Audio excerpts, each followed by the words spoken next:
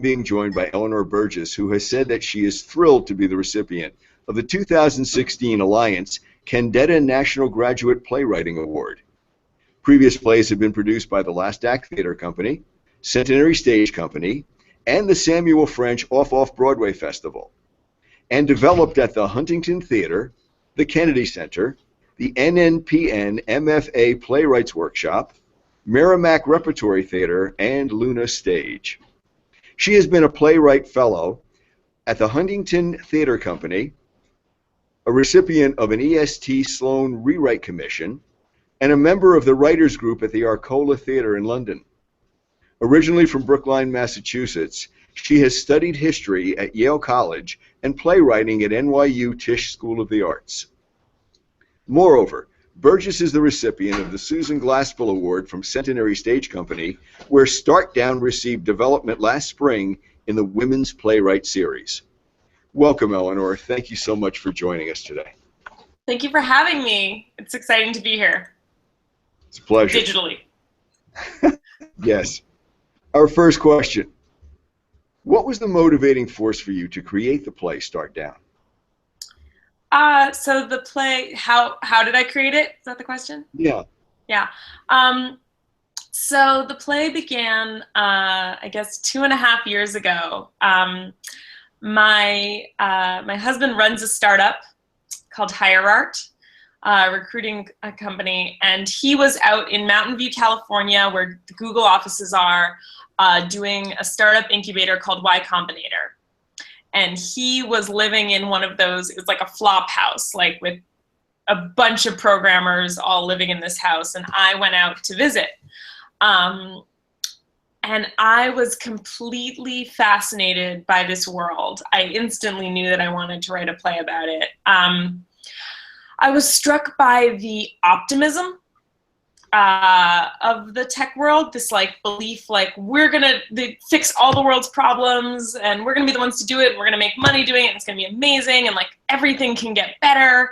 I was really fascinated by that. And then the thing that, but because for me, I can be very afraid of change and very afraid of utopian thinking. So that gap was interesting to me, and I'm very afraid of technology sometimes.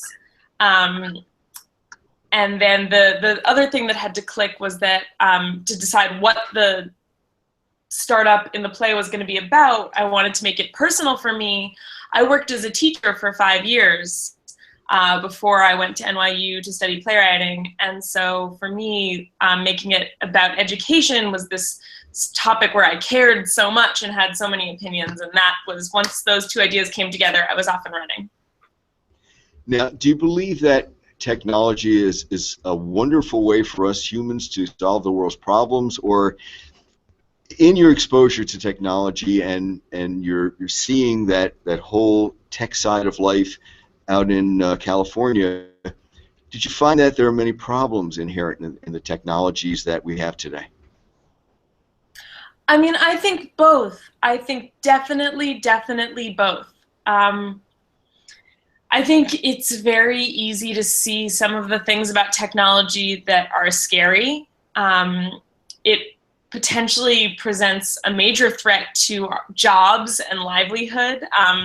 Computers are willing to work 24 hours a day for no money, and they don't have health insurance.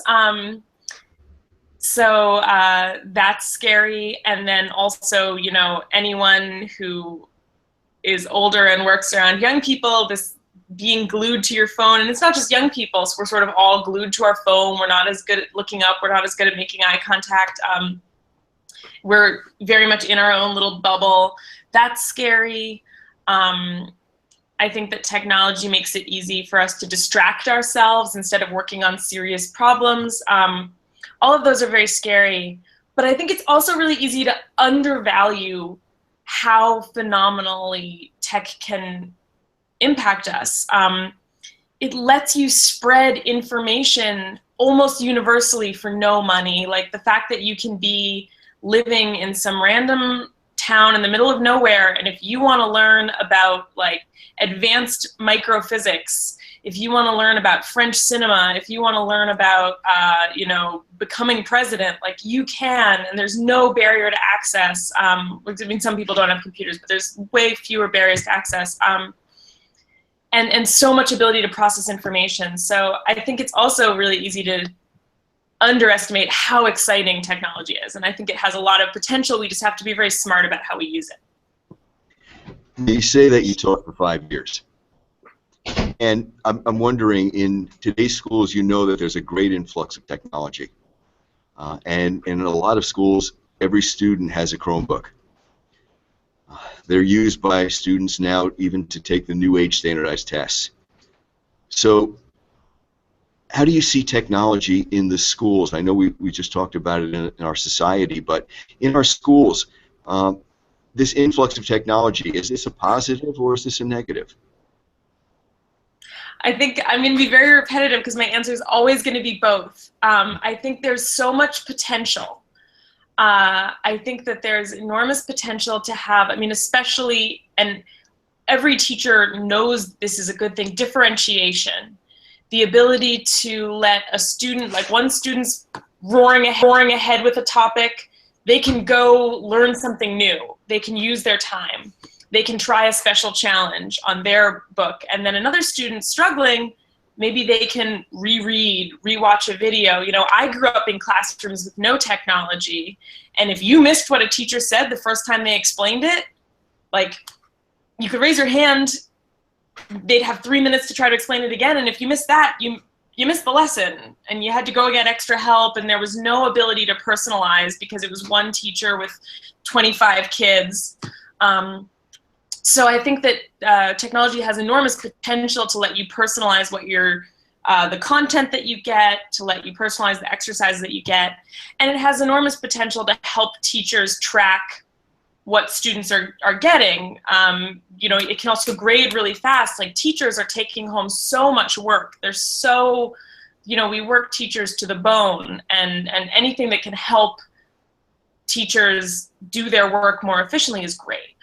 But I think that there's also, you have to be thoughtful. I mean, I think so often, like, when there's a new tool, we all want to use it. We have to be thoughtful about how we're using it, why we're using it. If we have people glued to technology all day, are they getting group work skills? Are they getting communication skills? Are they learning empathy? You have to carve out time in the curriculum to do group work. You have to carve out time in the curriculum to do mentoring on a more individual level with a teacher, so you're getting that face time. I think that there's also something, and I also, so I think you have to be really thoughtful, we have to be really sensitive. I think that also, you know, I taught history, I study history. One thing that's really hard to grapple with is that as things change, you gain things and you lose things. And so it's not that you're ever going to have a change where you don't lose anything in the process. So I grew up in classrooms where if you had a great teacher, they could guide you as a moral compass. You know, they could push your thinking further with a lesson.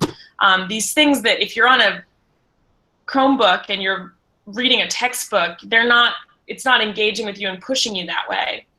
But on the other hand, I also grew up where, like, if you had a teacher who really didn't know the content, you didn't learn the content.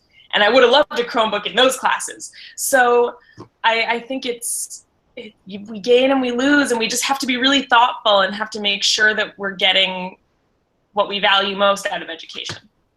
And that leads me right to Start Down, because the character Sandy is very conscientious and truly empathizes with her students. And then there's her husband, Will, who help her by creating a program that will help her students to recognize and thereby be better able to deal with their problems, but potentially that could make teachers like Sandy obsolete. Now, it seems like you're saying that your point is not to make teachers obsolete, but to help them to become more effective. Am I accurate with that? I think, from my point, that's 100% true. I think, like, how great would it be if we could harness technology in the classroom to give teachers more time to be responding one-on-one to their students, to give teachers more time and more freedom to do their work in the best possible way. The flipped classroom model, the Google Docs model, there's a lot of different models that let you do that. I think for me, the worry is always, I don't always trust legislators to come up with the smartest plan. And I think that as a country, we all agree education's important. We all get really mad when schools are doing badly, but we refuse to invest in schools. And we're in the middle of a presidential election. How many candidates do you hear talking about K through 12 education? Literally none. No one's talking about it. So to me, my worry is not that technology should replace teachers and make them obsolete, but that we tend to penny pinch in all the wrong places. And I'm worried that politicians might see technology as a great way to make classrooms cheaper. And I think that would be a mistake. I think that then we end up with this super powerful tool and don't end up with better classrooms. And that would be just the worst. So I think we're at this crossroads where if we harness technology really well, we could have incredible, thoughtful, super-powered classrooms. But if we're cheapskates and if we are letting our education be in the hands of people who've never taught, which it often is, we might end up with a terrible system.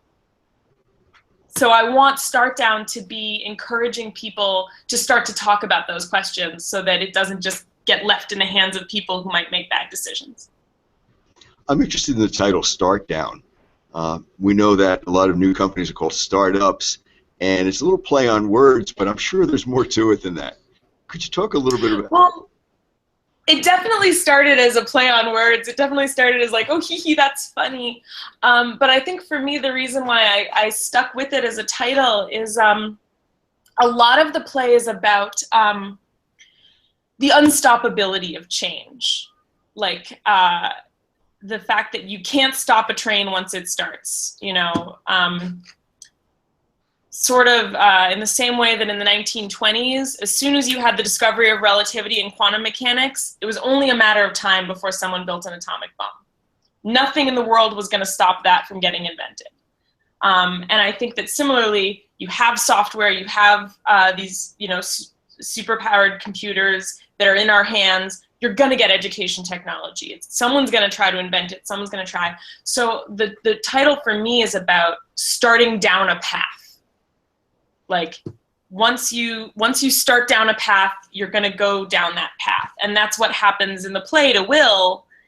It starts with just, ooh, maybe, ooh, an idea, and then it becomes something that even he can't stop. That's an interesting perspective. Now, you talked about the folks in Silicon Valley being very unique and that they're the most optimistic people you've ever been around.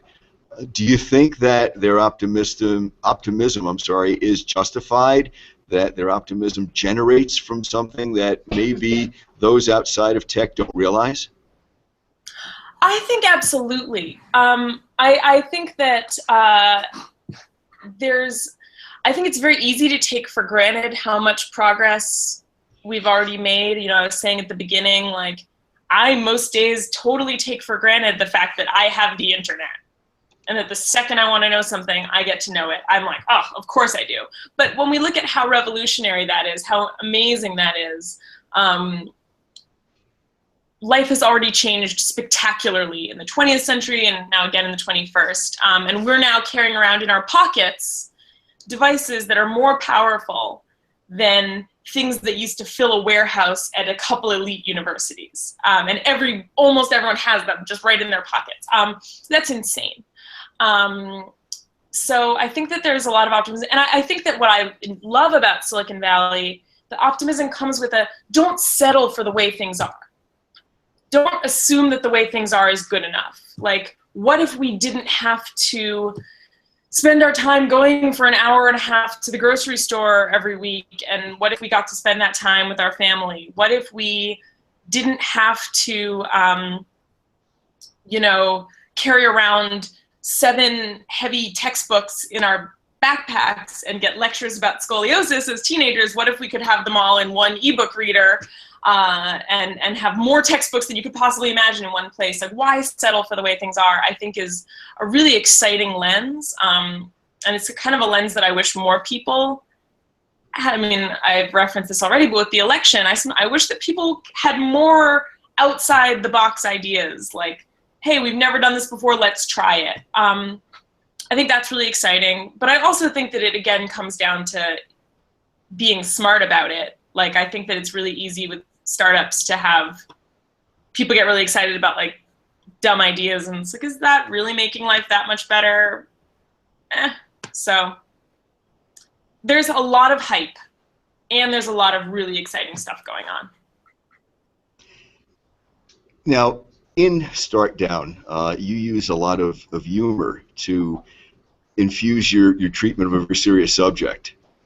So I'm wondering, as a playwright, what gave you the idea to bring in humor to drive your message? I love that question. For me, I always think that I owe my audiences entertainment. I think it's a wonderful, generous thing what a theater audience does. They come in and they trust you with 2 hours of their life, which is not nothing. They could be spending those 2 hours, you know, out on a date. They could be spending it at home with their kids. They could be getting emails done. They give you 2 hours. And I think that you owe them a great 2 hours. And I think humor is a really great, you know, getting together in a room, especially theater, where it's not like watching something funny on TV. When you're around other people and you're all laughing together, I think that's a wonderful experience. It makes you realize that you have something in common with strangers you've never met. I think for me, my favorite structure, what I try to always have in my writing, is like laugh, laugh, laugh, laugh, oh crap. Like, the play will be very, very funny, and all of a sudden you realize it's very serious. Because I think that that is a way to pull the audience along. Like, no one wants to watch a 2-hour debate about education technology. But a 2-hour comedy that by the end has shown them the pros and the cons and given them a lot to think about, they'll watch that. So I sort of, it's like a bait and switch. Like, you use the comedy and then you end up having a message and a debate. So you're basically taking the direction out of the social satirists, back as far as Jonathan Swift and even farther back, to get your message across. I think that's very clever. Absolutely. And I think about, you know, people like Charlie Chaplin. Like, I think a lot of very powerful social commentary comes in the form of comedy. There's a quotation that someone told me in grad school, I can't remember who, that people who write drama are optimists and people who write comedy are cynics. And often comedians, when you meet them, they're incredibly serious people. Yes. I mean, Louis C.K. is a great example. He's an incredibly serious person. He's very worried about the world, and that's where the comedy comes from. So I think that that's a tradition I'm really tapping into. Now, every play, unfortunately, comes to a close, and the curtain closes on the performers when they deliver their final lines. As the audience files out of the theater, what message do you hope that they're going to take with them, and even more so, what action do you hope they're going to take? That's a great question. For me, when I'm writing, it's always less, oh, here's the message, because I like to write about things that I don't know the right answer. If I knew the right answer, I'd write a blog post. Like, I'd write a little campaign slogan. I like to write about things that I think are really complicated, and what I'd love for people to be thinking about as they file out is, oh God, we have to talk about this. Not like, oh, she's just shown me the right answer, but wow, I want to talk to my spouse about this, or I want to go home and talk to my kids about this. I want to go talk to their teachers about this. I want to start the conversation. So I'm always hoping that my plays become a jumping off point for long conversations where it's the initial seed and then people take those ideas and come up with their own, you know, thoughts and their own actions. I think in terms of actions, I'd love for more, you know, in general, unless you happen to have a kid in the school system, people are very unaware of what's going on in schools. Like, and I've already been on my soapbox about this. We don't pay enough attention to schools. We don't pay enough attention to what resources they have, what challenges they have, you know, and if people don't happen to have a kid in a school, they haven't visited them. So I'd love for people to see the play and say, hey, I should talk to my state senator about testing in schools, about school funding. I should go visit a classroom and see what's going on. I should talk to my teenager and ask them whether they like how technology is being used in their classroom.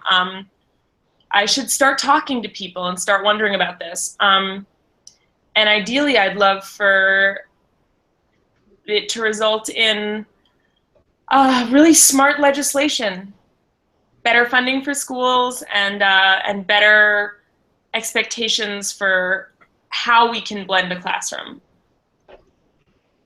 That brings up an interesting question, for me at least.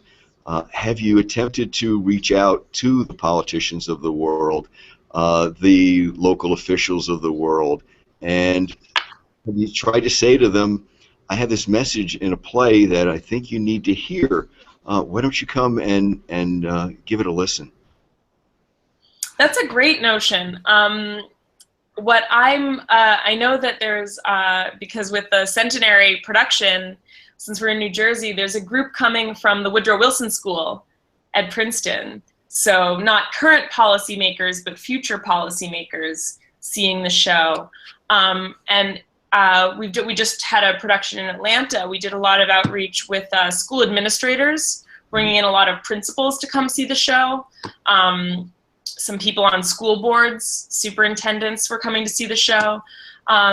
But even, I mean, I'd love to reach out to state legislators, and I hadn't really thought about that, but absolutely, I'd love to be doing that.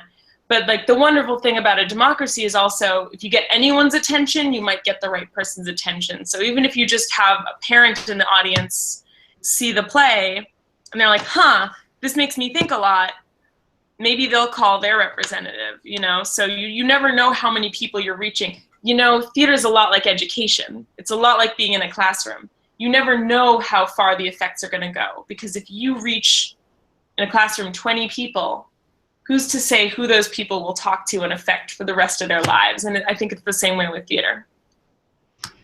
Eleanor Burgess, thank you so much. I know your time is very valuable. Thank you for having me.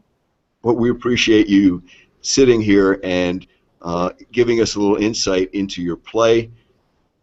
I know that your play is going to be a big success at Centenary Stage, and we invite one and all to come and hear your message and maybe think a little bit too on their way out of the theater, how does this affect me and how does this affect the people around me as well?